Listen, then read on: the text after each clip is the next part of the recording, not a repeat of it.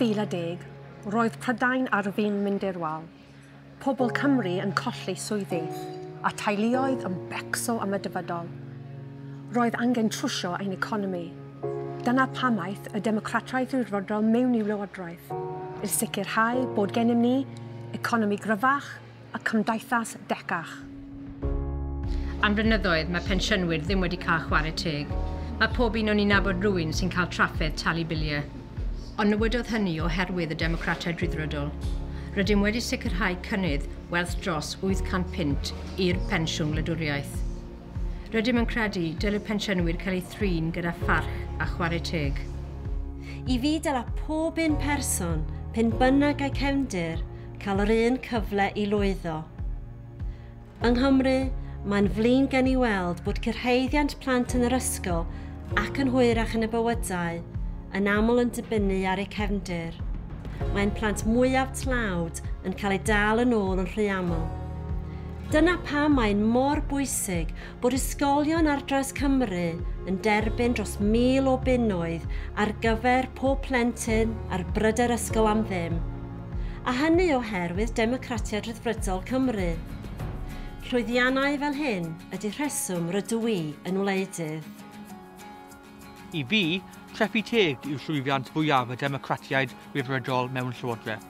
Mae'r Darllediad ddim yn becso amdano bobl tlawd ac wedyn ni'n gyd yn ymwybodol o hynny. A nath y Plaid Lafur gweithredu yn erbyn y gweithwyr ar y cyflogau isaf pan wyn nhw yn llywodraethu y tro dwytha. Ond mae'r Democratiaid Rhyddfrydol mewn llywodraeth wedi torri dros 800 pint o treth incwm i gweithwyr ar cyflogau isel. Dros 800 pint y flwyddyn. Help fawr i teuluoedd ac i bobl ein wlad mewn amserau anodd. Dyma gweithredu cryf dylse'r Democratiaid Rhyddfrydol fod yn falch ohono. Mae'n glir byddai pethau hyn ddim yn digwydd, heb waith y Democratiaid Rhyddfrydol. Rydym ni wedi gwneud gwahaniaeth, ond rydym ni'n gwybod bod cymaint mwy i'w wneud. Ein tai prif amcam fydd 1. Bydd y Democratiaid Rhyddfrydol yn parhau adeiladu economi gryfach. Yn y llywodraeth rydym ni wedi haneru y diffyg ariannol. Dim ond trwy gryfhau ein economi allwn ni wella yn gwasanaethau cyhoeddus. 2. Byddwn nhw'n parhau i wneud ein system dreffu yn fwy teg. O dan ein cynlluniau ni fydd neb sydd yn ennill y cyflog lleiafswm yn talu ceinog mewn dreth incwm. Dyna treffu teg go iawn. 3. Byddwn ni'n gwella gofal a thorri amseroedd aros. Mae pawb yn gwybod bod ein gwasanaethu iechyd dan straen.